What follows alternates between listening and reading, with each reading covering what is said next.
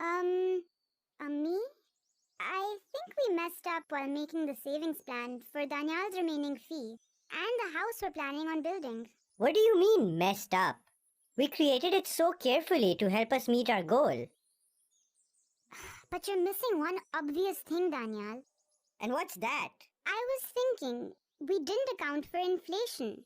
The numbers we're saving up for are bound to rise over time. Even if we hit our target, we might miss the mark. Oh, you two, we didn't mess up. We can still adjust our savings plan, accounting for the inflation rate, and come up with a new goal.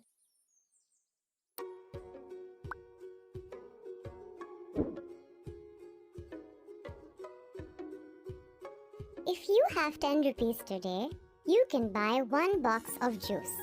But if you could travel back to 1950, you could buy 100 boxes of juice for the same amount of money.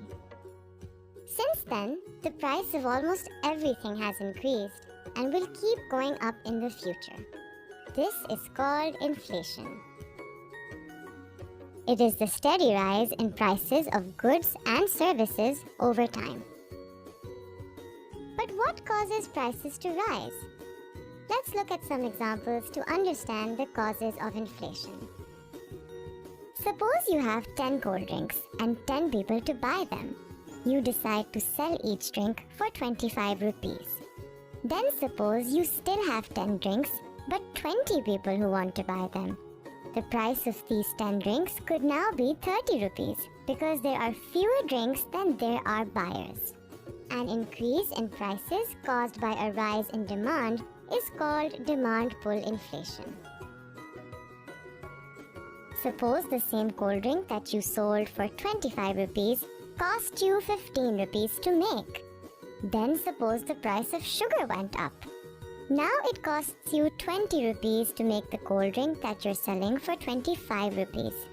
To make up for the extra cost of production, the price of the drink would go up to 30 rupees. Furthermore, fixed costs of businesses, such as rents, can also increase over time, causing the cost of production and hence the price of goods to increase. An increase in prices caused by a rise in costs of production is called cost push inflation. There are many other reasons for why overall price levels for goods and services may rise. A decrease in interest rates, an increase in the supply of money, and a rise in government debt all mean that there is more money in the economy, chasing the same number of goods. A high inflation rate reduces the value of your money and discourages investment and savings. This means that the money you earn isn't as valuable as before and has a low purchasing power. Purchasing power is the amount of goods and services you can buy with your income.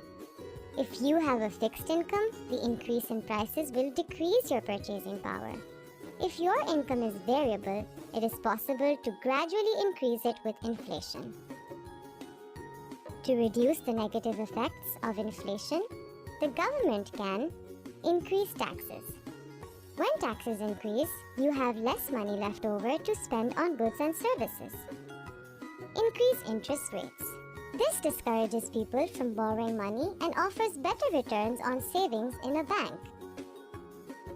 In both these cases, as demand falls, the prices of goods in the economy decreases. Money put aside today will most definitely have less value in the future.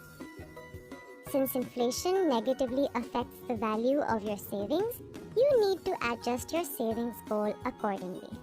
By investing your savings, you may be able to counter the effects of inflation. If the returns from investment are predicted to be higher than the cost of inflation, it is wiser to invest the money you save.